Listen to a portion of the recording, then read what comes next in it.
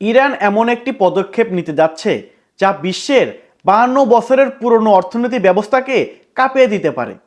চলুন এখন এই পুরো বিষয়টা বোঝা যাক। কারণ এটি শুধু তেলের বিষয় নয়, বরং এটি হলো পুরো বিশ্বের আর্থিক সক্ষমতার লড়াই।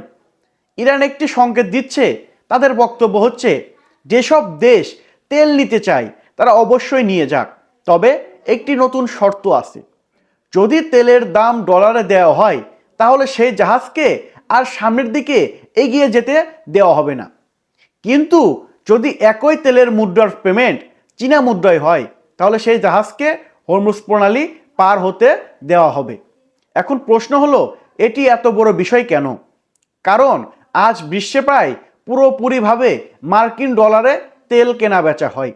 আর এই সিস্টেমটা গত কয়েক দশক ধরে আমেরিকাকে অর্থনৈতিকভাবে শক্তিশালী করে রেখেছে। এই সিস্টেমটা শুরু হয়েছিল 1970 দশকে। তার আগে আমেরিকা যত ডলার ছাপত ঠিক ততটাই সোনা তাদের কাছে রিজার্ভে থাকতো, অর্থাৎ ডলারের মূল্য স্বর্ণের সাথে যুক্ত ছিল। কিন্তু 1971 সালে আমেরিকা যখন ভিয়েতনাম যুদ্ধ লড়ছিল তখন তাদের অনেক বেশি টাকার প্রয়োজন পড়ে। তখন আমেরিকা অনেক বড় একটি সিদ্ধান্ত নেয় এবং আমেরিকা বলে ডলার ছাপানোর জন্য আর স্বর্ণের মজুদ বাধ্যতামূলক নয় এবং তারা যত খুশি তত ডলার ছাপাতে পারবে।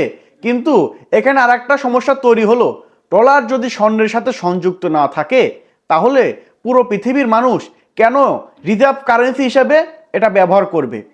তখন শুরু হলো এক বিশাল ভূ রাজনৈতিক কৌশল।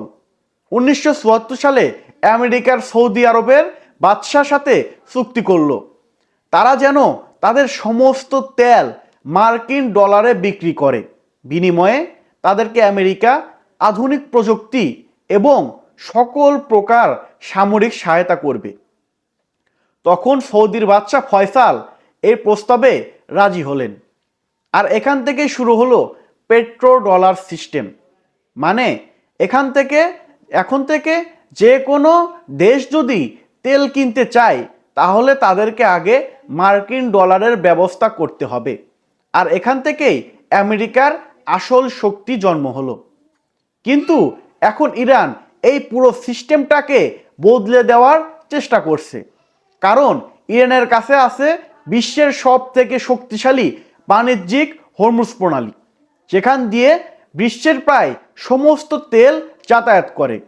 এখন বিশ্বের সকল দেশ যদি ডলারের পরিবর্তে চীনা মুদ্রা ব্যবহার শুরু করে তাহলে এটি অর্থনৈতিকভাবে আমেরিকাকে অনেক অনেক বড় একটি চাপে ফেলবে। প্রথমত, কেন্দ্রীয় ব্যাংকগুলো ডলারের পরিবর্তে অন্য মুদ্রাগুলো রিজার্ভে রাখা শুরু করবে, ফলে ডলারের মান কমে যাবে।